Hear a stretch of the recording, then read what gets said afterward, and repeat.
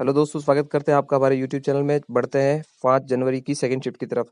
1962 के युद्ध में किस मंत्री ने इस्तीफा दिया था? तो वो थे वीके कृष्ण मेनन, और उन्होंने सैन्य तैयारी ना होने के कारण त्याग पत्र दिया था। और बढ़ते हैं दूसरे क्वेश्चन की तरफ। कोरोमंडल तट किस राज्य में है? तो वो है आपका तमिलनाडु, आंध्र प्रदेश में। और ये चोल राजवंश द्वारा शासित रहा है। और पूछे अगर मालाबार तट कहाँ है, तो वो केरल कर्नाटका में है। और जो कोंकण है वो महाराष्ट्र और गोवा के तटीय जिलों दमन क्षेत्र के अंदर आता है। तो ये क्वेश्चंस आपको याद रखने हैं। बढ़ते हैं अगले क्वेश्चन की तरफ।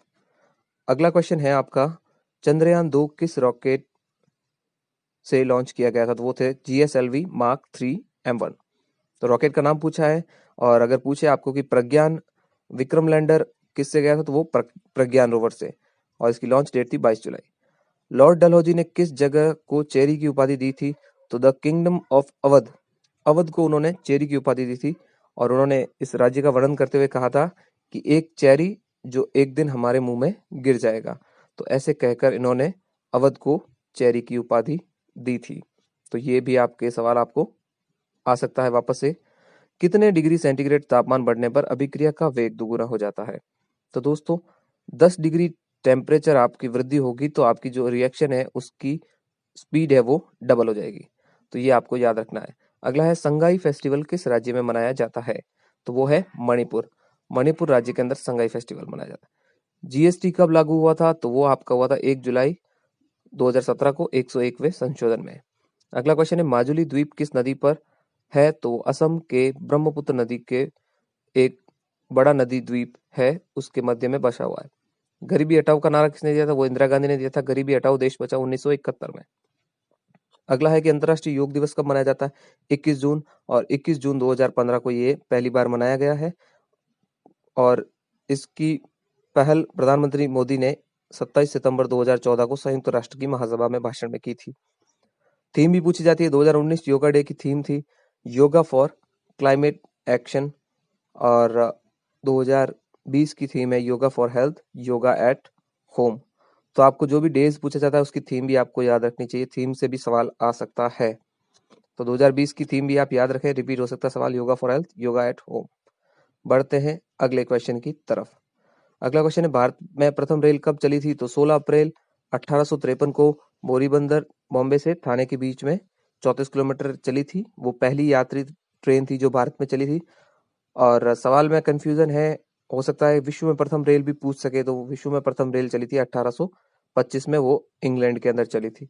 तो आपको मुंबई से थाने के बीच की 34 किलोमीटर ये तो याद रखनी है। अगला क्वेश्चन है, प्रथम गोलमेज सम्मेलन में किसने भाग नहीं लिया था? तो अब तक 3 गोलमेज सम्मेलन हुए हैं और उसमें पहले और तीसरे के अंदर कांग्रेस ने भाग नहीं लिया था। पिछली शिफ्ट में भी गांधी जी से सवाल आया था कि गांधी जी ने किस राउंड टेबल सम्मेलन में भाग नहीं लिया था? तो वो था पहला और तीसरा। तो कांग्रेस ने प्रथम में भाग नहीं लिया था। और इसमें प्रथम का सवाल पूछा तो आपका कांग्रेस हो जाएगा इसका आंसर। और प्रथम गोलमेज सम्मेलन आपका 22 नवंबर 1930 से 13 जनवरी 1931 तक लंदन में आयोजित हुआ था। और तीसरा सम्मेलन भी लंदन में 17 नवंबर 1932 से 24 दिसंबर 1932 तक चला था।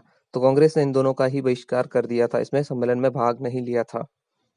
और तीनों सम्मेलन के दौरान इंग्लैंड का जो प्रधानमंत्री था वो रैमजे मैकडोनाल्ड था। और द्वितीय सम्मेलन मदन मोहन मालवीय और एनी बेसेंट ने खुद के खर्च पर भाग लिया था। अगला क्वेश्चन है, किस राज्य के लोगों को प्रति व्यक्ति आय सबसे अधिक है? तो गोवा जो राज्य है उसकी पर कैपिटा इनकम सबसे ज्यादा है, वो है 4,98,000। तो भारत के अंदर गोवा की सबसे ज्यादा है, उसके बाद दिल्ली है और तीसरे नंबर पे है सिक्किम। और अगर पूछे कि सबसे लोएस्ट पर कैपिटा इनकम, वो है बिहार की। अगला क्वेश्चन है, पब्लिक सेक्टर की सबसे बड़ी बैंक कौन सी है? तो पब्लिक सेक्टर की कुल 12 बैंक है, पहले 22 थी, 10 को मर्ज कर दिया गया। अब 12 बैंक है, उसमें पहले नंबर पे है SBI।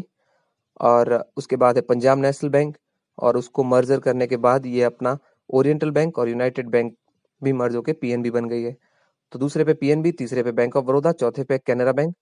और ये 12 जो बाकी बैंक है, जो पंजाब नेशनल बैंक है, bank of Baroda, bank of India, central bank of India, Canara bank, तो ये सारी है। तो पहले स्थान पर SBI है। कौन सी पर्वत श्रृंखला के बाद पश्चिमी मरुस्थल आता है? तो वो है आपकी अरावली। दिल्ली, हरियाणा, राजस्थान से गुजरात तक ये 692 किलोमीटर तक फैली हुई है। और अगर सवाल है इसकी हाईएस्ट पीक है तो वो है गुरु शिखर 1722 मीटर। तो ये भी आपको ध्यान रखना है। वैश्विक आर्थिक मंच की बैठक जनवरी 2020 में कहाँ आयोजित हुई थी? तो वो हुई थी स्विट्जरलैंड के दावोस में 20 से 24 जनवरी 2020 तक। तो विश्व आर्थिक मंच की ये बैठक दावोस में हुई थी और वर्ल्ड इकोनॉमिक फोरम का हेडक्वार्टर कोलोग्नी स्विट्जरलैंड में है। अगला क्वेश्चन है, एलिफेंटा की गुफा किस द्वीप पर स्थित है? तो यह है एलिफेंटा आइसलैंड। इसको घारापुरी और पोरी आइसलैंड भी कहते हैं। ये महाराष्ट्र के अंदर है। घारापुरी की गुफाएं यूनेस्को वर्ल्ड हेरिटेज में इसका नाम है। अगला है, विश्व का कोल्ड डेजर्ट शीत मरुस्थल कौन सा है? तो वो है पैटागोनियन डेजर्ट, जो है आपका अर्जेंटीना के अंदर। Cold desert of the world इसको कहा जाता है। बाकी ये जो डेजर्ट है, जैसे गोबी डेजर्ट है नॉर्थ चाइना में है, और ग्रेट बेसिन ये है आपका वेस्टर्न यूनाइटेड स्टेट में, और ये तकलामकन ये चाइना के अंदर है, नामीब ये आपका अफ्रीका के अंदर है। तो ये सारे आपको याद रखने हैं। अगला है, ऊंट को रेगिस्तान का जहाज क्यों कहा जाता है? बिल्कुल सिंपल सवाल है, क्योंकि ऊंट के पैर गद्दीदार होते हैं और वो रेगिस्तान में आसानी से चल सकता है, तो इसीलिए से ये कहा जाता है। अगला सवाल है, दक्कन का पठार में कौन सी मिट्टी पाई जाती है? तो आपकी पाई जाती है ब्लैक सॉइल, काली मिट्टी। दक्कन का पठार का मध्य मुख्य भूभाग इस पठार पर स्थित है, दक्षिणी भारत का। भारतीय पुरातात्विक सर्वेक्षण द्वारा कितने पुरानी वर्ष वस्तु को स्थल में संरक्षित किया जाता है? तो कम से कम एटलीस्ट आपकी 100 साल पुरानी वस्तु होगी, उसको इसमें संरक्षण किया जाता है। अगला सवाल है आपका, IMD वर्ल्ड कॉम्पिटिटिव रैंकिंग वैश्विक प्रतिस्पर्धा क्षमता सूचकांक में भारत का कौन सा स्थान है? तो वो 2020 के अंदर है 43वां IMD की रैंकिंग में, और 19 में भी आपका 43वां था। उससे पहले 2018 में 44वां था। तो कुल 63 देशों की सूची में सिंगापुर इसके फर्स्ट स्थान पे अभी भी बरकरार है। तो 2020 का भी आ सकता है सवाल, और आपको 19 का भी आ सकता है। तो 20 में था 43, 19 में था 43। निम्न में से एंटीवायरस कौन सा है? तो माइक्रोसॉफ्ट, गूगल, एक्सेल और नॉर्टन ये सारे सॉफ्टवेयर है, प्रोसेसर है, और ये नॉर्टन है जो आपका ये एंटीवायरस है। तो कंप्यूटर से रिलेटेड फुल फॉर्म भी आ रही है और कुछ सवाल भी आ रहे हैं। तो ये बाकी एंटीवायरस है, इनके नाम है F2 एंटीवायरस, कास्परस्काई एंटीवायरस। तो ये सब आपको ध्यान रखना है। 11वां ब्रिक्स समिट कहाँ हुआ है? तो वो 11वां ब्रिक्स समिट आपका 2019 में हुआ है, और वो था ब्राजील की राजधानी ब्रिसिलिया में। तो ये आपको ब्रिक्स का याद रखना चाहिए, और ब्रिक्स की कंट्रीज कौन कौन सी वो भी आपको पता होनी चाहिए। और 13 नवंबर 2019 को ब्राजील के राष्ट्रपति उस समय जायर बोल्सोनारो थे। स्थापना इसकी ब्रिक्स की 2009 में हुई है, और 2010 में दक्षिण अफ्रीका इसमें शामिल हुआ है। और इस ब्रिक्स की जो 16 जून 2019 को ये हुआ था आपका पहला सम्मेलन, वो हुआ था रूस में। और 12वां ब्रिक्स सम्मेलन 2020 वो भी रूस में ही होना था, बट वीडियो कॉन्फ्रेंसिंग के द्वारा हुआ, क्योंकि अभी कोविड-19 की पेंडेमिक के कारण। तो ये सब आपको पता होना चाहिए। अगला है, सरहदी गांधी सीमांत गांधी के नाम से किसको जाना जाता है? तो वो आपका अब्दुल गफ्फार खान को सीमांत गांधी कहा जाता है, और 1987 में इनको पहली बार किसी विदेशी को भारत रत्न से नवाजा गया था। तो ये है आपके सीमांत गांधी के नाम से जाने जाने वाले अब्दुल गफ्फार खान। अगला है, पोंगल बर्ड काउंट उत्सव किस में मनाया जाता है? तो पोंगल एक त्योहार है, वो तमिलनाडु में मनाया जाता है, और ये फसल का त्योहार है, और ये जनवरी फरवरी सीजन में आता है। एशियाई विकास बैंक, एशियन डेवलपमेंट बैंक का मुख्यालय कहाँ है? तो वो है मेट्रो मनीला, फिलीपींस के अंदर। तो मुख्यालय भी पूछे जाते हैं। इसकी स्थापना 19 दिसंबर 1966 को हुई। अध्यक्ष इसके मात्सुगु अस्कावा है, और 68 देश में शामिल है। पेड़ों से जड़ से पत्तियों तक कौन सा उत्तक ले जाता है? वो है आपका जाइलम। सतत विकास कार्यक्रम कहाँ आयोजित हुआ है? Sustainable development goals. तो इसका अगर फाउंडर पूछे तो फाउंडर है आपका यूनाइटेड नेशंस, और इसकी जो एस्टेब्लिश हुआ है वो हुआ है आपका 2015 के अंदर।